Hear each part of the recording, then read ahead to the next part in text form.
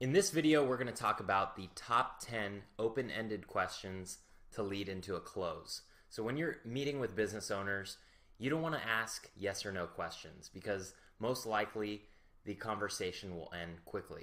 And what you want to do, the purpose of these open-ended questions are to get the business owner to speak highly about their business, tell you a little bit about what they do, give you their business story so you better understand them.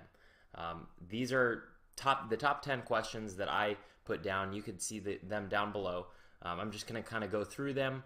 First, let's give you an example of what non-open-ended question is, meaning a yes or no answer question. An example of that would be, are you utilizing any type of advertising? Okay, they can easily just say yes or no. It's not going to give you a full depth of what they need. They're just going to give you a yes or no answer. So rather, I would say, what types of advertising are you utilizing for your business? That would give you a more in-depth answer. They would probably tell you, oh, we're paying for Yelp. We're doing just print advertising in the newspaper, maybe some radio advertising, or maybe they're not doing any advertising at all. But the point of open-ended questions is to get them talking about their business so you know what type of value you can provide. Let's go through another. So how many clients per week would you say come into your business from your advertising efforts? Now, this is a really good question to ask them because most of the time, in my experience, they're not able to answer this question. They usually say, I'm not very sure how many clients come in from our advertising. And most of the time it's Yelp, which is untargeted. So that's perfect. That's where you could come in and say, you know what, that's totally fine. Actually, most of my clients don't currently know how many people come into their business from their advertising. And with Facebook advertising, we're able to utilize every dollar and track all those dollars spent to see how many people are being reached, how many people are going onto your website, and how many people are actually coming into your business and spending money. We're able to track that with Facebook advertising.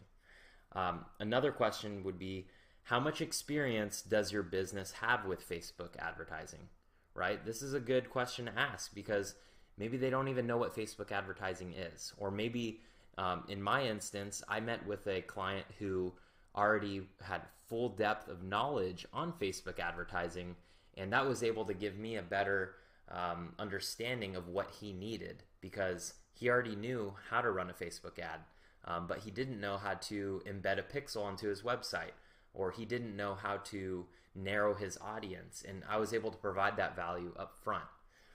How active is your marketing on social media? That's another good open-ended question. And right, these questions are just to get them talking about their business so you know where to provide value. And right, so let's jump back to question number 2. How many clients per week would you say come into your business from your marketing efforts? They might get a little defensive because they don't know the question, or they don't know the answer, rather. They're not going to be able to answer that exactly with how many clients, and sometimes that makes them feel a little bit uneasy because they're spending money on advertising, whether it's Yelp or print advertising, but they're not able to track that data. And what you want to do is not tell them, oh yeah, Yelp is bad, right? You want to comfort them by letting them know, you know what, that's totally fine. Most of my clients actually used Yelp at first and they weren't able to track as well. But what I would be able to do is help you track every dollar spent on advertising. So make them feel better, right? Because these questions are definitely going to open up a can of worms. Might be a little bit uneasy because if they are paying for advertising, it's not targeted, or if they aren't utilizing advertising, they're definitely not expanding their business the way that they could be. So comfort them with the value that you're going to provide them. Question number 5. If I were to manage your social media, what would be the most important to convey in your brand story? This is a very good question as you get further down in the conversation. So you can, this kind of sets up a scenario in their head, right? Because you're like, if I were to manage your social media, right? So they're thinking about you managing their social media, and that's putting it into their head. It's a psychological tactic. And you asking that question shows that you care, because you're saying what would be most important to convey in your brand story, right? Another number 6 would be, when would be a good time to schedule a meeting with the owner? So the rest of the questions are going to cover if you talk to an associate or a manager.